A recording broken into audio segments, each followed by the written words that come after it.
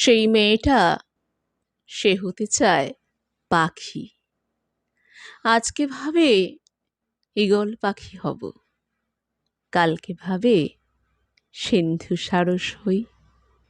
সেই মেয়েটা মেয়ে ভীষণ জেদি, জেদ ধরেছে সমুদ্র আকাশে দুই ডানা তার মেলবে দুই জায়গাতেই।